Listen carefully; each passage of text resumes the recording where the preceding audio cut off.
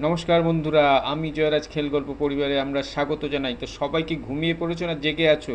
আশা করি জেগে আছো, কারণ আজকে রাত জাগার দিন, আজকে আনন্দ করার দিন, আজকে মন খুলে বলার দিন যে উই আর দ্য চ্যাম্পিয়ন। আমাদের মেয়েরা, আমাদের বাঘিনীরা আজকে আমাদের স্বপ্নকে সফল করেছে।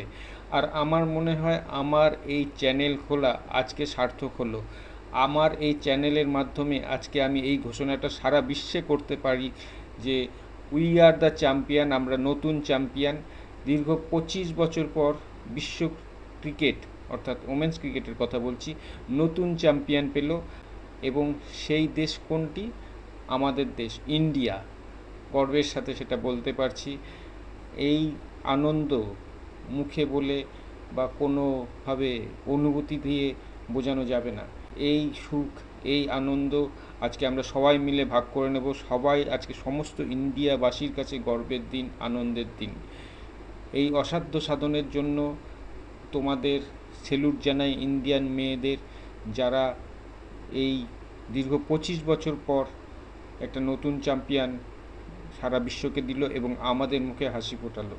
এই চ্যাম্পিয়নের সমস্ত শ্রেয়, সমস্ত কিছু ক্রেডিট আমি আমাদের ইন্ডিয়ান বাহিনীদের দেব।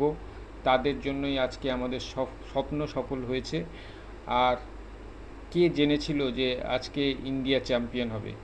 যেখানে গ্রুপ স্টেজে অস্ট্রেলিয়া, সাউথ আফ্রিকা এবং ইংল্যান্ডের কাছে ইন্ডিয়া হেরেছিল এবং ফোর্থ পজিশন পেয়ে সেমিফাইনালে উঠেছিল, এবং সেমিফাইনালে অস্ট্রেলিয়ার মতো 7বারের চ্যাম্পিয়ন টিমকে 338 রান তাড়া করে হারিয়েছিল এবং একটি ওয়ার্ল্ড রেকর্ড করেছিল। তখনই আমরা ভেবেছিলাম যে এইবার হয়তো আমরা ট্রফির স্বাদ পাব, এবং নিরাশ করেনি আমাদের বাহিনীরা। তারা তাদের যথাসাধ্য দিয়ে আজকে লড়েছে এবং আমাদেরকে ওয়ার্ল্ড চ্যাম্পিয়ন করেছে। সারা বিশ্বকে দেখিয়েছে যে ইন্ডিয়ান ছেলেদের মতো ইন্ডিয়ান মেয়েরাও ক্রিকেটে পিছিয়ে নেই।